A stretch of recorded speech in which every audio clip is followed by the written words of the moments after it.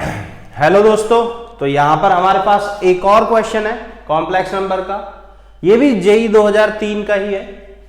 इस क्वेश्चन में बोला हुआ है दो कॉम्प्लेक्स नंबर हैं z एंड ओमेगा, और उनकी ये प्रॉपर्टी दी हुई है कि दोनों को मल्टीप्लाई करके जो मॉडुलस आता है वो 1 है, और हमें दिया हुआ है argument of z minus argument of omega is π/2, and हमें वैल्यू निकालनी है z कॉन्जुगेट इनटू ओमेगा की। ठीक है, ऑप्शन भी हमारे काफी सिंपल है। अब देखो, जो मैंने पहले ही बताया था, ऐसा क्वेश्चन एक साइड कर चुके हैं, कुछ ऐसा ही, एग्जैक्टली ऐसा नहीं है कि जिसमें मॉडुलस और आर्ग्यूमेंट की बात हो रही होगी वहां तुम यूलर्स फॉर्म और पोलर फॉर्म यूज करना। तो पोलर फॉर्म यूलर फॉर्म जिसको याद नहीं है बच्चों, मैं बता देता हूं। सबसे पहले हम मान लेंगे कि z का जो आर्ग्यूमेंट है उसको आर्ग्यूमेंट ऑफ z की जगह लिखने की जगह लिख लेते हैं थीटा, और जो ओमेगा का आर्ग्यूमेंट है उसको लिख लेते हैं अल्फा। ऐसा इसलिए कर रहे हैं ताकि बार बार लिखना पड़ेगा हमें, ताकि आसानी रहे। तो alpha minus theta minus alpha की वैल्यू दी हुई है π/2। ये तो हो गई हमारी पहली चीज। अब दूसरी चीज जो हम डायरेक्टली निकाल सकते हैं क्वेश्चन में देखते ही, देखो, जब दो कॉम्प्लेक्स नंबर मल्टीप्लाई हो रहे हो, 2 हो 3 हो, कितने भी कॉम्प्लेक्स नंबर मल्टीप्लाई हो रहे हो और उनका मॉडुलस हो, तो वो किसके बराबर होता है? उनके इंडिविजुअल मॉडुलस के मल्टीपल के बराबर। तुम ये मॉडुलस दोनों पे अलग अलग ले जा सकते हो। तो इस प्रॉपर्टी से इसमें लगाएंगे तो हमें मिल जाएगा z का मॉडुलस इंटू ओमेगा का मॉडुलस इज इक्वल्स टू 1। ठीक है, अच्छा, यहां पर आ गई अब z कॉन्जुगेट और ओमेगा की बात। अब सबसे पहले हम z और ओमेगा को पोलर फॉर्म और यूलर फॉर्म में लिख लेते हैं। वो क्या होती हैं तुम्हें नहीं पता तो मैं बता देता हूं, तो इसका कोई काम नहीं है, तो इसको हटा देते हैं।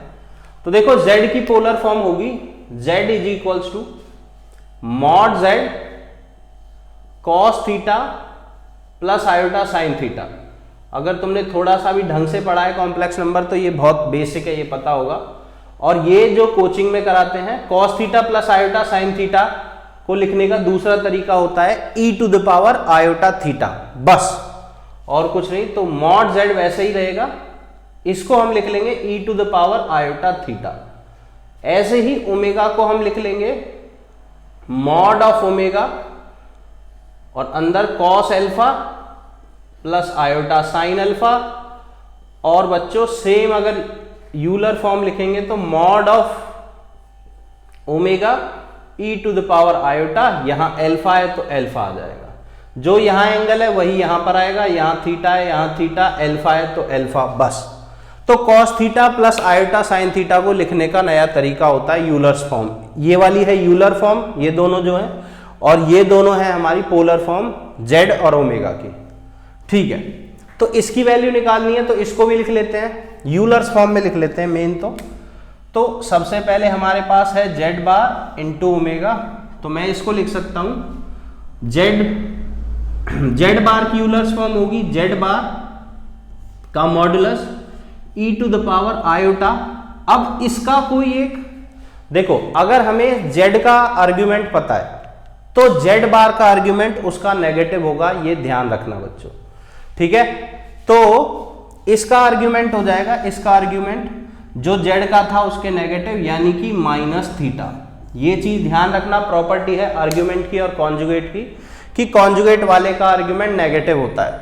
ठीक है, और अब अगर हम ओमेगा को लिखें तो ओमेगा सेम रहेगा, ओमेगा का modulus e to the power iota alpha.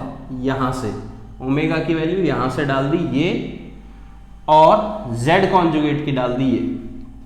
अब हम यहां से इन दोनों को एक साथ लिख लेते हैं, क्योंकि ये सारे मल्टीप्लाई में है चारों, तो आगे पीछे लिखने से कोई फर्क नहीं पड़ेगा। e to the power iota, दोनों ऐड हो जाएंगी पावर, तो यहां से हमारे पास आ जाएगा बच्चों, ये हो जाएगा हमारा z बार का मॉडुलस इंटू ओमेगा का modulus e to the power iota alpha minus theta. अगर मैं इसमें से आयोटा कॉमन ले लूंगा तो अल्फा माइनस थीटा बचेगा। अब देखो, ऑलमोस्ट क्वेश्चन हो चुका है। जो z बार का मॉडुलस है और z का मॉडुलस है वो बराबर होता है, ये बात ध्यान रखने वाली है।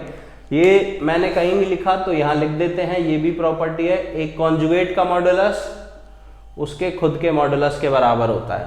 आर्ग्यूमेंट नेगेटिव होता है बट मॉडुलस दोनों का बराबर होता है, ये ध्यान रखना। तो यहां से मैं इसको अगर कॉन्जुगेट हटा दूंगा तो कोई फर्क पड़ेगा नहीं।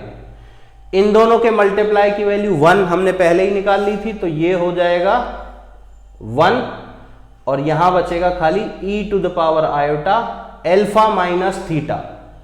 एल्फा माइनस थीटा उल्टा बचेगा, यानी कि -π/2। थीटा माइनस एल्फा की वैल्यू है π/2, तो एल्फा माइनस थीटा हो जाएगा -π/2। अब देखो हमें यह पता है यूलर्स फॉर्म से, कहां लिखते हैं, यहां लिखते हैं e to the power iota theta होता है हमारा cos theta plus iota sine theta. यहां पर कोई भी एंगल हो, कुछ भी एंगल, यहां पर जैसे गामा हुआ तो यहां आ जाएगा गामा गामा, कोई भी एंगल हो वो यहां पर आ जाएगा, बस यही है हमारी यूलर्स फॉर्म। तो इसमें लगाते हैं तो ये हो जाएगा cos -π/2 प्लस आयोटा साइन -π/2।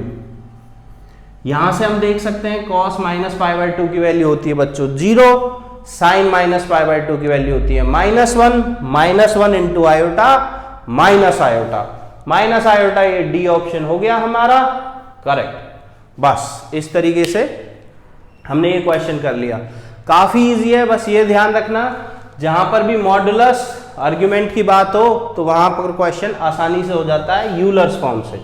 ये उसका बेसिक एग्जांपल है। ठीक है, बाय बाय बच्चों, फिर मिलेंगे नेक्स्ट क्वेश्चन के साथ।